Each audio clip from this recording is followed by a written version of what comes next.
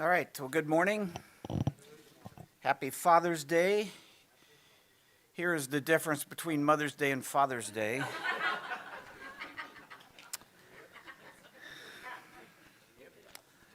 All right, so when Josh was saying that the Brane kids had to stay in with the sermon today, and he said Wendell had a rich sermon, I chuckled. It's a strange subject, so he probably should have said, the Brink kids will stay in today for a strange sermon, because it will be that. So if you were here a couple weeks ago, you'll remember that we spent the morning considering many of the issues that would be raised if Jude was citing apocryphal literature of his day. And the questions about all this are pretty significant, and so it seemed worthwhile to address them head on, which we did. And hopefully everyone found that material that we covered there to be informative and valuable and helpful. However, the sermon wasn't one of those where you were left with any specific marching orders, like, therefore go do this or stop doing this. The application, rather, was simply that of getting a better understanding of what was going on in Jude's letter. And in many of our sermons here, that will be the primary application, to help us better understand a Bible passage or a book in the Bible or something God has revealed in His holy word. And how that is relevant to each person is going to be different, probably. For instance, answering the question about Enoch's prophecy and the squabble between the Archangel Michael and the devil might help to assure someone struggling with doubts about Jude's letter that we can actually trust its contents. Could be one example. And hopefully we all recognize this, and hopefully we are all on the same page, but sometimes reminders like this can be helpful, especially when we have visitors. And I bring it up because we have something quite similar going on today. A passage where you aren't going to be left with, I must now behave in a certain way, but more like, okay, I think I have a better grasp of what that verse might be saying and what it might not be saying. And that itself will be the application. And that understanding, hopefully, will contribute to the marching orders that will eventually come toward the end of this letter. In fact, like other letters in the New Testament, you often don't get the therefore do this part until further in, often not until you get into the last half. Ephesians is a perfect example of this. The first half of the book, Paul does not stop after every paragraph to point out how the readers should apply everything he is explaining. He builds his theological case, and then eventually, after 3 chapters, he then says, therefore. And we basically have the same thing going on here in Jude's letter. You know, it is coming once we get to verses 20 to 23, but we're a bit of a ways from that. So in the meantime, we have some grunt work. We have to do the grunt work and follow the argument that Jude is making, and grunt work is a good way to describe what lies before us today. It's a rather tricky passage to navigate, and explaining it can be a little challenging. It was difficult to try to organize all this, and so I'm just asking you to do the best you can to stay alert and attentive, and to help with this, I'm going to be using a lot of slides, and fortunately it's not a long message today, which should help as well. It's not short, but it's not long either. And visitors who are coming in partway through this series, unfortunately, you're going to be at somewhat of a disadvantage. And since we aren't giving away shotguns and cigars and F-150 trucks on Father's Day like we've done in previous years, if you doze off today, I'm not going to yell at you or anything. That's just going to be your Father's Day gift, okay?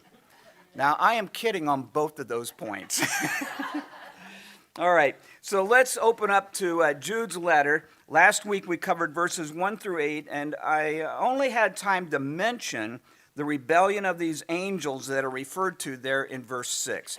And Jude uses them as an example of disobedience that was met with God's punishment. And because of time restraints, I didn't elaborate on what their sin actually entailed, choosing instead to save that discussion for today when we could spend more time on it. So all does this sound familiar? Okay, for those who are here, hopefully. So here's what Jude writes, and we're going to, if you can follow along with me, we're going to read it, and it's in context, starting back with verse 5.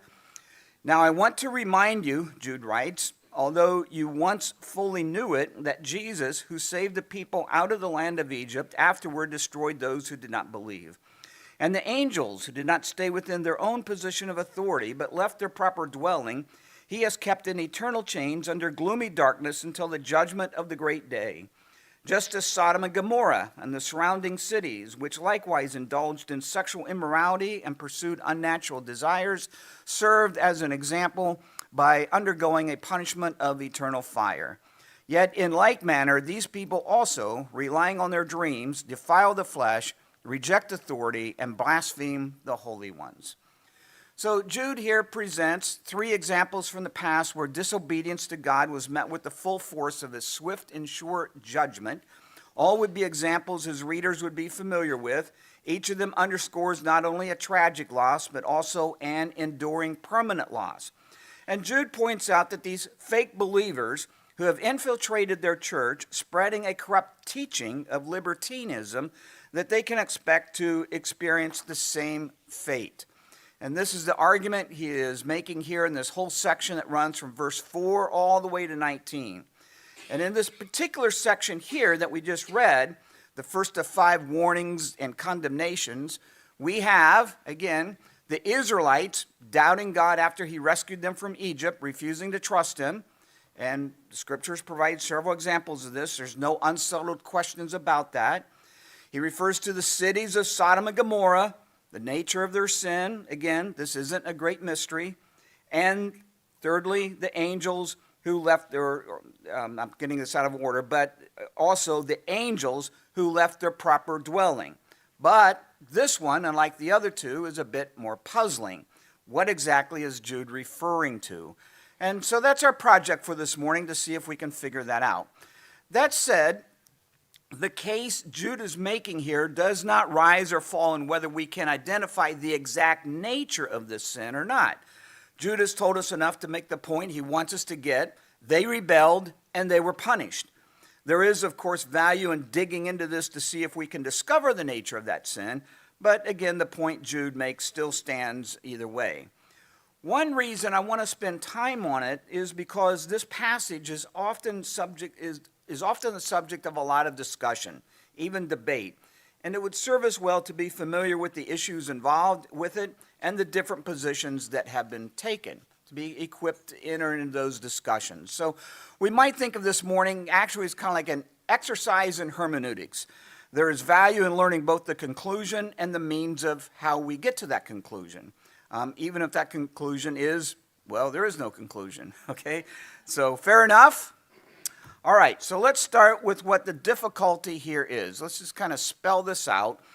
First, as mentioned earlier, Jude does not elaborate on this sin the angels have committed. He simply says that they did not stay within their own position of authority, but left their proper dwelling. This means that any speculation anyone might make about that has to be held with a light grip. This is not something to get dogmatic about. Secondly, we don't find we don't find anything in the Old Testament that uses this same kind of language when referring to the angels, or for that matter, to anyone or anything. Nothing here that we can definitely say, oh, look, Jude is talking about this. Now, there are speculations about a passage in Genesis 6, which we will get to, but these statements did not stay within their own position of authority and left their proper dwelling and are now kept in eternal chains and gloomy darkness. They're nowhere to be found in the Old Testament. And thirdly, verse 7 could actually be making a contribution to the identification of this sin. And the key word here is could. In fact, since verse 7 plays such a major role in this whole discussion, I want to go ahead and start with that by looking at that and see what we can learn. And we're going to consider it from both the ESV and the NIV. And these two versions treat verse 7 a bit differently, and they, at least in this case, represent the differences that we would find in the other English translations. Okay? So starting with the ESV, just as Sodom and Gomorrah and the surrounding cities, which likewise indulged in sexual immorality and pursued unnatural desire, serve as an example by undergoing a punishment of eternal fire. Okay? So the words, which likewise indulged in sexual immorality and pursued unnatural desire, do they refer to the angels in the previous verse? If so, then the angel's sin would involve sexual immorality. That is, pursuing something God has forbidden, something unnatural. And this is one way to read that passage.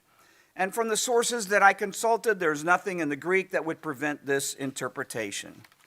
However, it is also possible that the statement underlined here on the screen could instead be referring to those cities surrounding Sodom and Gomorrah. So again, read it from that perspective. If so, then the passage is simply stating that the whole region reeked with the sin of homosexuality, and that this sin is yet another example of open rebellion against God. Does everyone see the difference there? See how it could go either way? All right. Let's now consider the NIV. In a similar way, Sodom and Gomorrah and the surrounding towns gave themselves up to sexual immorality and perversion. All right? I didn't read the whole thing. They serve as an example of those who suffer the punishment of eternal fire. Okay, so this translation does not connect it to the surrounding cities at all. And while it could refer to the angels sinning sexually, such a suggestion in this translation is a bit weak. Rather, it favors much more the idea that the previous two examples, Israelites and angels, shared with Sodom and Gomorrah a common apostasy and therefore shared a common judgment, right, in a similar way. So together, all three situations serve as sobering examples for the reader to reflect upon. That would be the point there from the NIV. All right, so if you're following along, we basically have three possibilities. Jude could be saying, just as the angels pursued unnatural sexual relations, so did the people of Sodom and Gomorrah. Humans are off limits to angels, men are off limits to other men. Or, just as Sodom and Gomorrah pursued unnatural sexual relations, so did their nearby cities. In this case, verse 7 would not be making any comment at all about the sin of the angels. Or 3, just as the Israelites and angels disobeyed God by rejecting his divine order, so did the people of Sodom and Gomorrah. If so, then again, there would be nothing in verse 7 that would contribute to our understanding of what the angels did. So, to boil it all down, verse 7 is one or the other. Jude is identifying the sin of the angels, and that sin involves a sexual perversion, or Jude has moved on, and there's nothing in the sentence here in verse 7 that has anything to do with the angels. All right? You want to take a vote? All right, and this is part of the problem. Verse 7 could go either way, and so we have to be careful about trying to force something here. The popular view is that the angels sinned sexually, and verse 7 is used to support that case. Verse 7 might support that, but again, not necessarily. So that's the nature of the overall challenge here. Jude does not identify their sin in verse 6. There is no clear connection to anything in the Old Testament about this, and verse 7 isn't as helpful as what people would like to think. So that said, let's now consider the popular view. You might say kind of like the default position, and it would go something like this. You're probably familiar with it. The words forsaking their positions of authority and proper dwelling in verse 6 would be referring to a certain number of angels who left heaven, came to earth, took on human form, and united themselves sexually with human women. And here are some of the main arguments to support this view. It seems unlikely that Jude would use an example that his readers would not be familiar with. And this account of angels leaving heaven to unite with human women was quite popular in Jewish tradition and Jewish literature at the time Jude wrote this letter. References to the story can be found in several apocryphal books.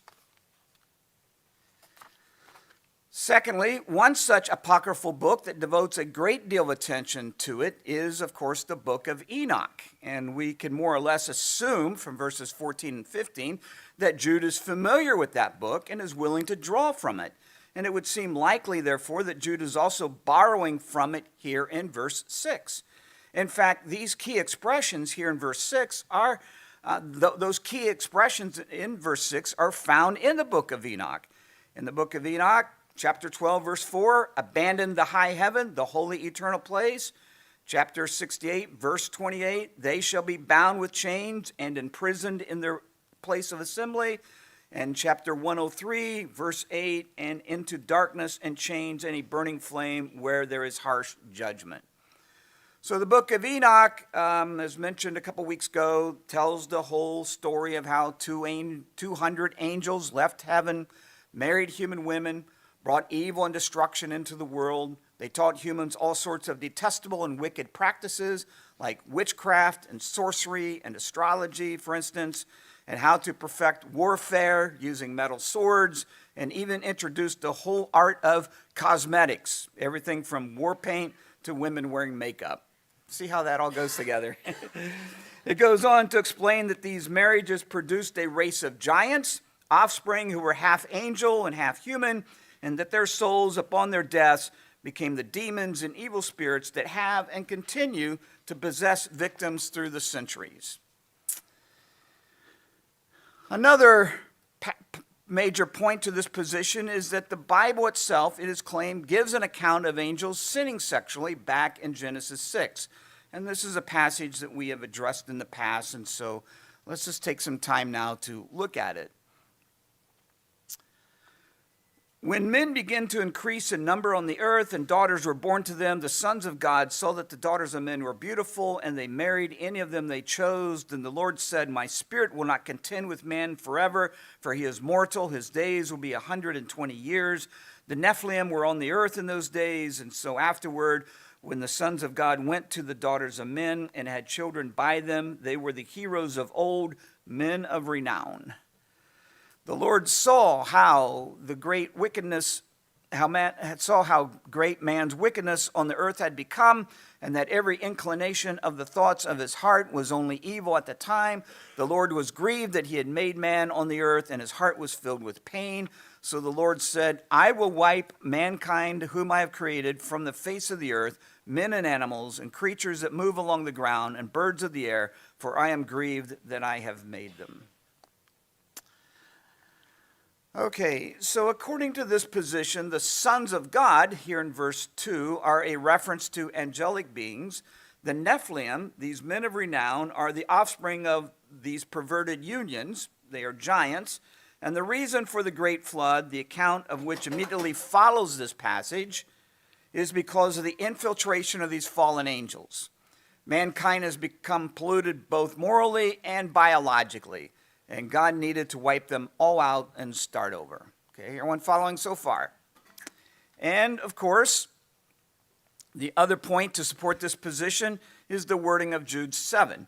If you read it in a certain way, out of certain translations, it could seem to be saying that, like Sodom and Gomorrah, the angels pursued sexual relationships that were forbidden to them. So what do we make of this view? I mean, it's a pretty common one. Could there be anything to it?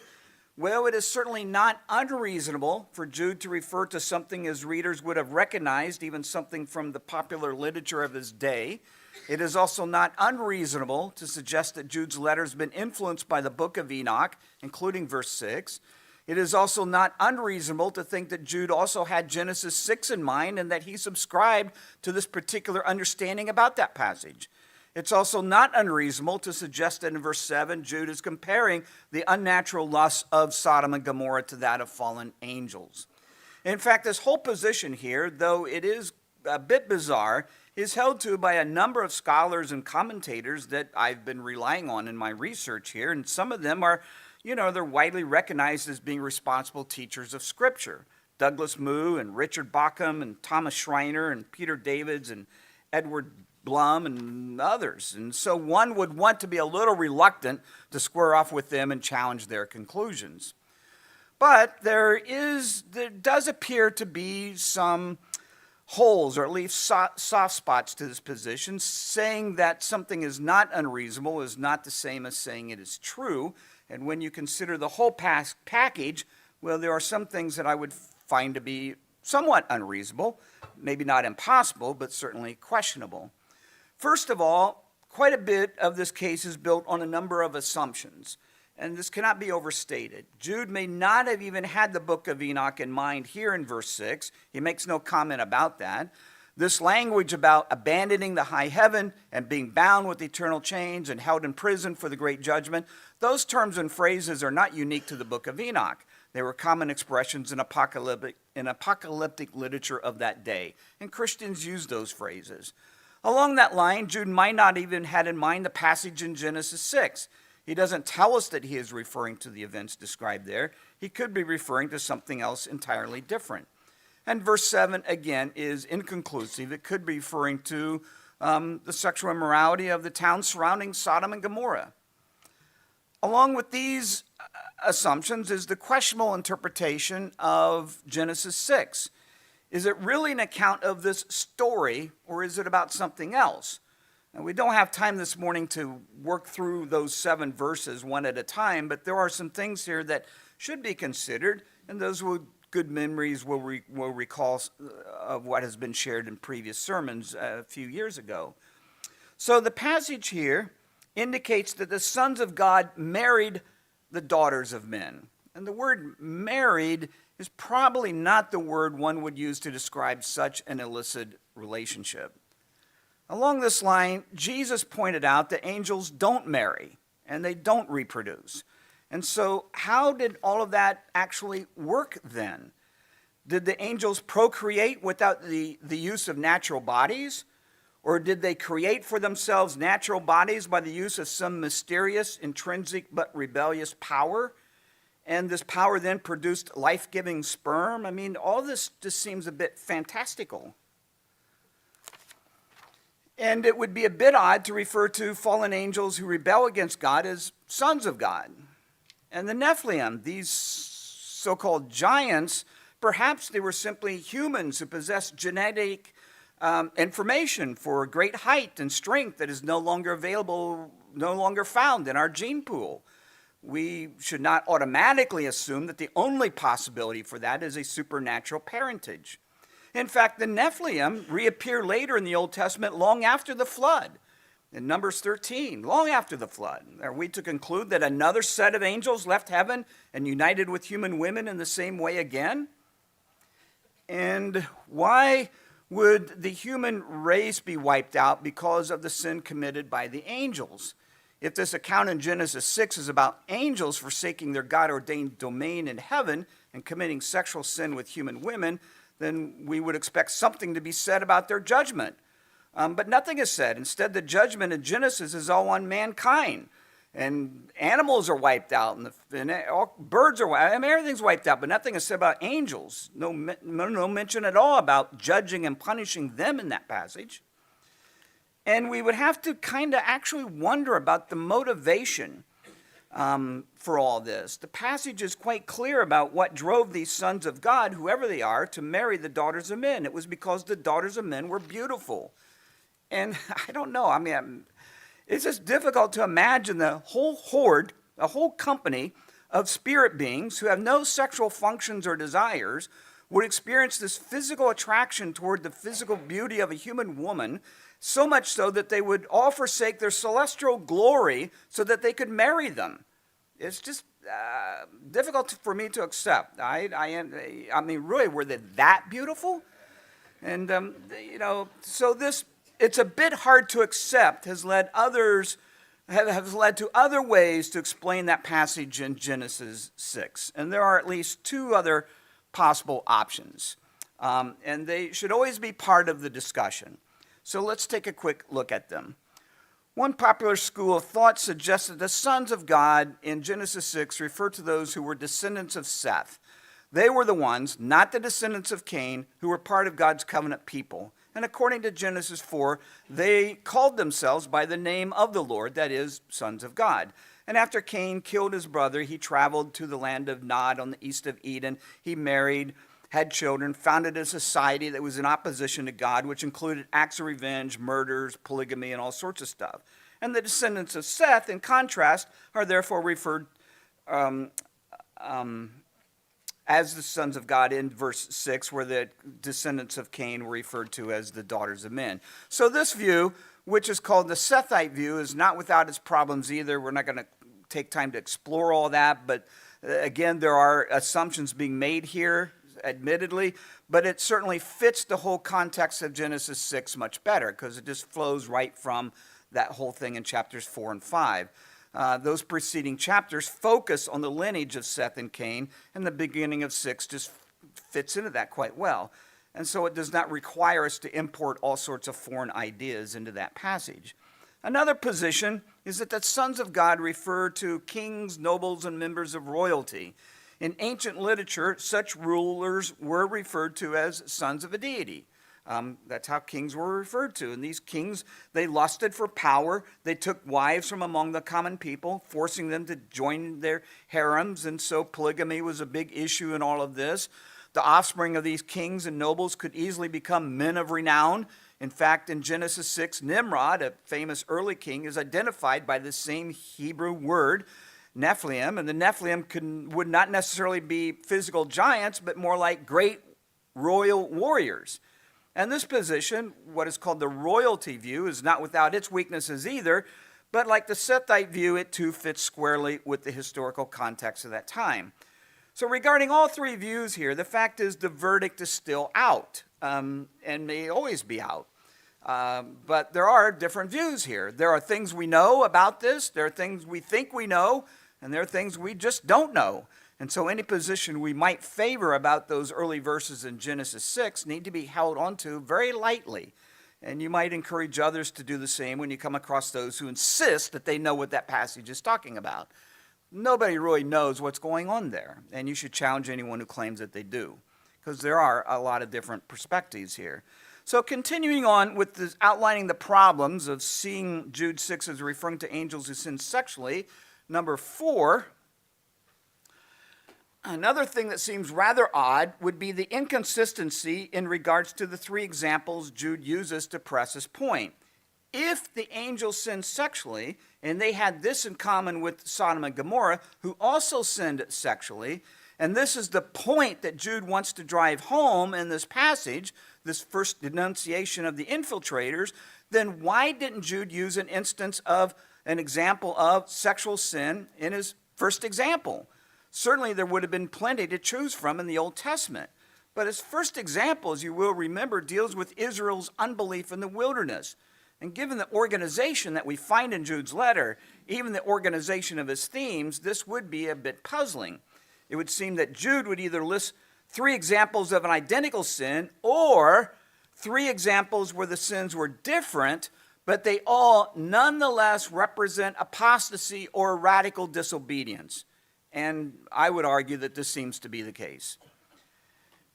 Number 5, when it comes to verse 7 of Jude, well, as we saw earlier, it can be understood in 2 or 3 different ways.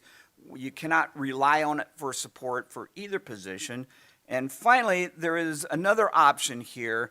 The language in verse 6 could describe a rebellion of angels before the creation of the world. The Bible doesn't say a lot about this, but we know that something like that did occur. A number of angelic beings rebelled against God. We don't know why or what that was all about, but in so doing, they exchanged their proper place of serving him to serving Lucifer instead. In fact, this, I would argue, seems to be the natural conclusion one would come to when reading verse 6. So where does this leave us? We have 3 possibilities. From what I can tell, there doesn't appear to be anything in Jude or in Genesis or anywhere else in the Bible that would actually forbid one from subscribing to this theory that the sin of the angels committed was sexual. But at the same time, there isn't anything that requires it either. If that did actually happen, then we'd be left with trying to resolve all the problems that come with it. I think that there are a number of them. And I would be one who would favor the position that verse 6 is referring to a pre-creation rebellion of some sort. But this isn't something that I would raise my voice on when arguing about it, given that this is not an essential doctrine of the faith, and given that Christians through the centuries have held to various positions about that, then we need to hold whatever we come up with here, whatever position we find to be the most compelling, again, hold it with a light grip. So verse 6 could be referring to the account in Genesis 6, a mass rebellion before creation, my vote, or possibly to something else entirely, but we wouldn't know what that would be. So the takeaway here is that in the end, as stated before, the point Jude makes stands regardless of what the angels actually did. We know that they left their place of authority. We know that they rejected their domain of service. We know that they were punished for it and will be punished fully on the day of judgment. And in this way, they shared with the Israelites and with the residents of Sodom and Gomorrah, along with the false teachers that Jude is warning about, a common act of apostasy, a common condemnation, and will suffer ultimately the full fury of God's wrath. And this sobering message to Jude's readers is just as relevant to us as it is to them. You know, we are all guilty of libertinism, for instance, in some form. This is the problem in that church there, of exploiting God's grace and his willingness to forgive, of turning that into a license to sin. We all do this, unfortunately. And so let us, as Jude exhorts his readers in the verses to come, and we will get there, let us build ourselves up in the faith. Let us pray in the power of the Holy Spirit. Let us keep ourselves safe in God's love. Let us wait patiently for the mercy of our Lord Jesus Christ. Let us show mercy to those whose faith is wavering, and let us snatch others from the flames of judgment, and let us hate the sin that contaminates our lives. So next week, we are going to jump, you might say, from the frying pan into the fire. We have another strange passage ahead of us. Next one, verses 9 and 10, where we deal with this second condemnation of the false teachers. We have this bizarre story of Michael the archangel arguing with the devil. And they are arguing about the body of Moses. And so what in the world is all of this about? And in that, Jude warns about slandering and warns against slandering and blaspheming celestial beings. Okay, I promise not to do that. But who would be tempted to do that anyway? So what is really going on here? And I also hope next Sunday to tackle this third condemnation found in verses 11 to 13. There's 5 of them. I hope to do number 2 and number 3 next week. There we find the most colorful language, I think, in the whole letter. The infiltrators are called hidden reefs, waterless clouds, twice dead trees, wild waves of the sea, and wandering stars, and so on. So we got lots of fun stuff ahead of us, and we'll be covering quite a bit next Sunday, and so you might want to bring your lunch. So let's go ahead and have the musicians come at this time, and we'll stand, and a song we're going to close with, I think is appropriate. You might just kind of reflect upon these lyrics in the light of what we've been covering in Jude's letter.